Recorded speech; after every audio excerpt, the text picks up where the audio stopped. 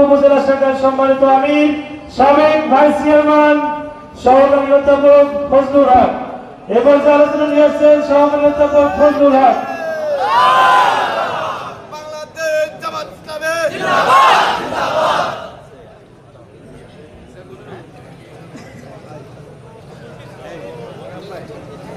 আসসালামু আলাইকুম ওয়া রাহমাতুল্লাহি ওয়া বারাকাতুহু।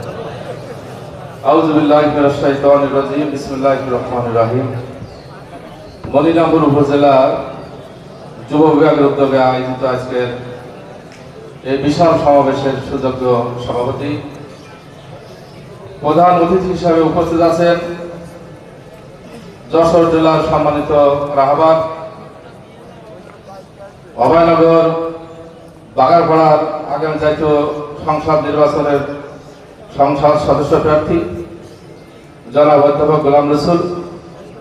বিশেষ অতিথি হিসাবে উপস্থিত আছেন মনিরামপুরের গণমানুষের নেতা, মনিরামপুরের কৃতি সন্তান, বিশিষ্ট আইনজীবী, বিশিষ্ট ইসলামী চিন্তাবিদ, শ্রদ্ধাভাজন বড় ভাই অ্যাডভোকেট গাজী ইনামুল হক, জেলার বিভিন্ন পর্যায়ের নেতৃবৃন্দ, উপজেলার নেতৃবৃন্দ, সম্মানিত মনিরামপুরবাসী, আসসালামু আলাইকুম ওয়া রাহমাতুল্লাহ।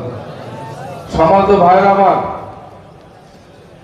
যুগে যুগে আমরা লক্ষ্য করেছি যে আন্দোলন হয়েছে, সেই আন্দোলনে প্রত্যেকটা আন্দোলনে যুবকদের ভূমিকা ছিল সব থেকে বেশি, ঠিক না বলেন? 52 সালে বাংলা ভাষার জন্য আন্দোলন হয়েছিল, সেখানে ছাত্র জনতা তাদের সেদিনও সেই আন্দোলনের রক্তের বিনিময়ে, জীবনের বিনিময়ে সে উর্দু ভাষার পরিবর্তে বাংলা ভাষায় আজকে আমরা কথা বলার সুযোগ পেয়েছি। 71 সালে দেশ স্বাধীন হয়েছিল, যে স্বাধীনতার জন্য বাংলাদেশের আপামর জনসাধারণ সেদিন ঝাঁপিয়ে পড়েছিল।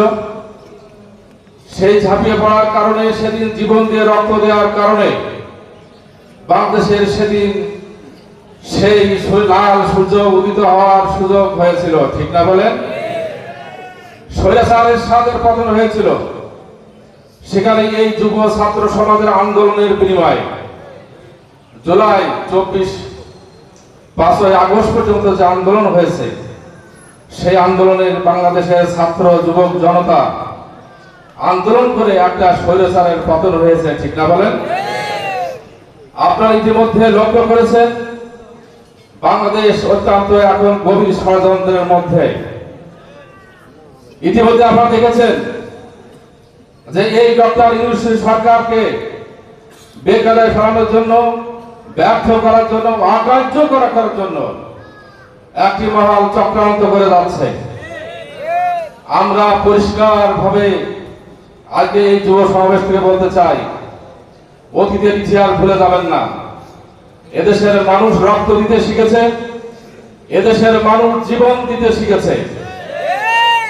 যদি জীবন দিতে শিখেছে, সামনে যদি প্রয়োজন হয় বাংলাদেশের মানুষের এই কাতারে যে যুব সমাজ যেভাবে ভূমিকা রেখেছিল, যদি আবারও বাংলাদেশের চূড়ান্ত পর্যায়ে আমাদের অর্জন করা পর্যন্ত আমাদের যে ছাত্র জনতা সেদিন জীবন দিয়ে রক্ত দিয়েছে, বৈষম্যহীন ইনসাফপূর্ণ কল্যাণকর একটি রাষ্ট্র, সেই রাষ্ট্র প্রতিষ্ঠিত না হওয়া পর্যন্ত এই বাংলাদেশের যুব সমাজ আবার এদেশে রক্ত দিয়ে, জীবন দিয়ে সামনে থেকে এগিয়ে যাবে ইনশাআল্লাহ।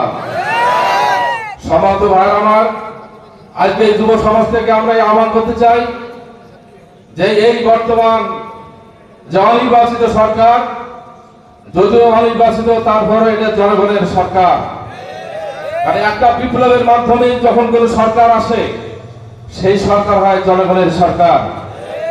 আমরা বলতে চাই দ্রুততম সময়ের মধ্যে সংস্কার করে, প্রয়োজনীয় যা যা সংস্কার করা প্রয়োজন সংস্কার করে অনতি বিলম্বে নির্বাচন দিতে হবে, এবং সেই নির্বাচন হতে হবে তত্ত্বাবধায়ক সরকারের অধীনে।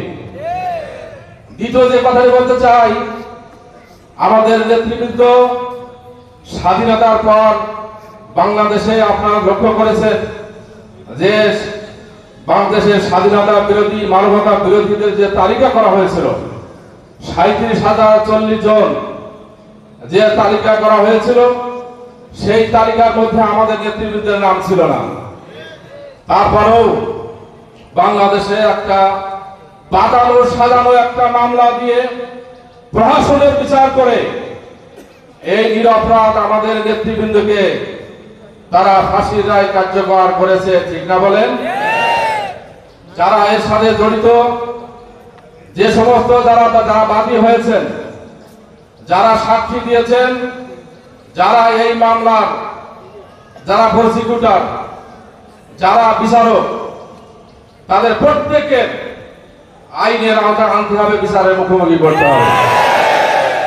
এরপরে সর্বশেষ যে কথাটি বলতে চাই, বাংলাদেশ থেকে এই মানুষের খেটে খাওয়া, মানুষের রক্ত পানি করা অর্থ সম্পদ বিদেশে পাচার করে যারা সেখানে গাড়ি বাড়ি করেছে, হাজার হাজার কোটি টাকা পাচার করে বাংলাদেশের ব্যাংকগুলোকে যারা দেউলিয়া করেছে, অনতিবিলম্বে তাদেরকে চিহ্নিত করে তাদের দৃষ্টান্তগুলো শাস্তির ব্যবস্থা করতে হবে। আর যে টাকাগুলো বাইরে পাচার করা হয়েছে, সেই টাকাগুলো বাংলাদেশে ফেরত আনতে হবে।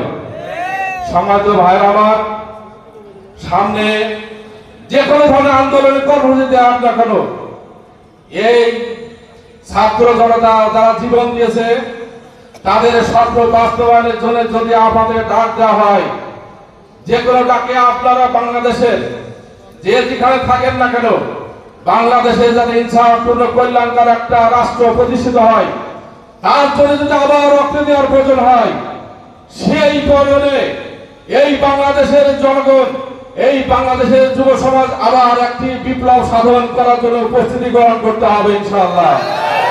সম্মানিত ভাইরা আমার, আমি সবাই সুস্বাস্থ্য কামনা করে এবং সেই উদাত্ত আহ্বান দেখেই আমার কথা শেষ করছি। আসসালামু আলাইকুম ওয়া রাহমাতুল্লাহি ওয়া বারাকাতুহু।